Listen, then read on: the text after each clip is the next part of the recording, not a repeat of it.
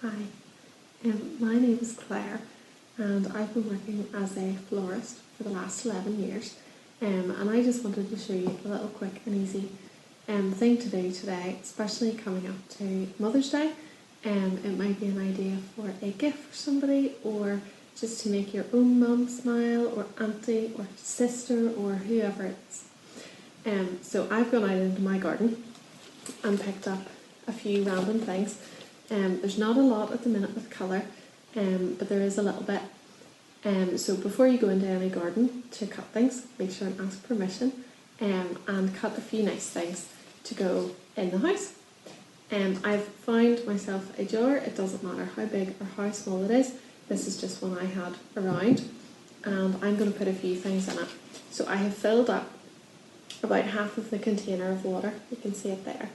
And I filled it up with slightly warm water, not roasting but not really cold, because that's better to keep the flowers alive. Okay, so you're going to start off with a wee container like that.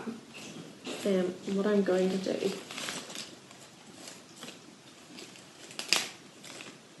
cut the things down to the height that I want. So I'm going to take a few things off, and I'm going to start with something quite tall, but I'm going to kind of lean it towards the back. Okay, because if it's too tall, you don't want it at the front. So I have a few things that are quite big and quite chunky, and I'm going to put them into the water. I'm going to try and make all the stems go the same way. Don't know if you can quite see that in that. Just to make them all face the same way, it makes them sit a wee bit better. And there's one for the front. So I've gone for things that they're mostly green, but I've got a bit of red and a bit of purple. So that's just what is available in my garden at the minute. So your own garden might have something more yellow, or more oranges, or whatever it is, but that's okay. You can go with lots of different colours, or you can go with just a couple of colours, whatever sits better. So I'm just going to start filling this in. This is what I'm going to call my base. So this is lots of leaves and things, and this is going to give me a nice bit of shape before I add the few flowers in that I do have.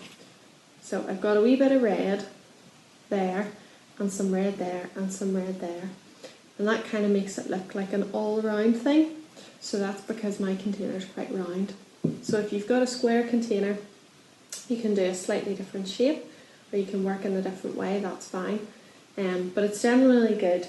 In a house, you normally put something like against a wall, and then it's generally good to have tall things at the back and the shorter things at the front. And in floristry, we like to use a rule of 3. So we like to do 3 things of a bright colour, just because it draws your eye better, but you don't have to. You can do 5s, you can do 2s if you want, you can do whatever you want, or it can all be totally different, whatever you have available. Okay, so I'm going to just fill up a few more wee spots here with some more foliage. And then I don't have very much flower. That's just because there's not very much in the garden at the minute that is flowered. So we're coming into the season with all the spring flowers, like all the daffodils and the crocus and things like that. And they're all going to be coming out soon, but I don't have any yet. So they'll be out shortly. And in fact, some of you may already have those in your gardens.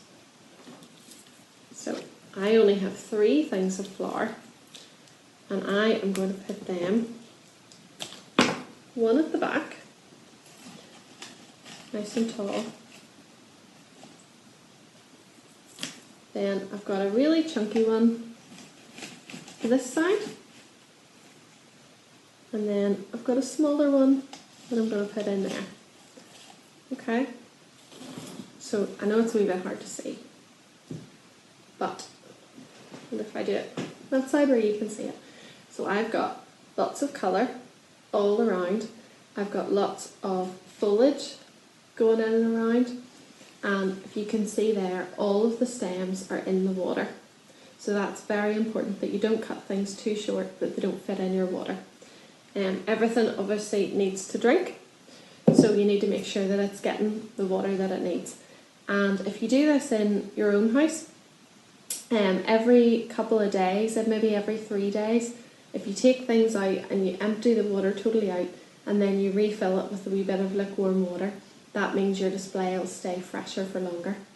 And something else you can do if you've got any like wee things to stick into it, any ornaments or things like that, you can put those in. If you have 3 or 4 jam jars, you can do jam jars together with wee bits filled into them.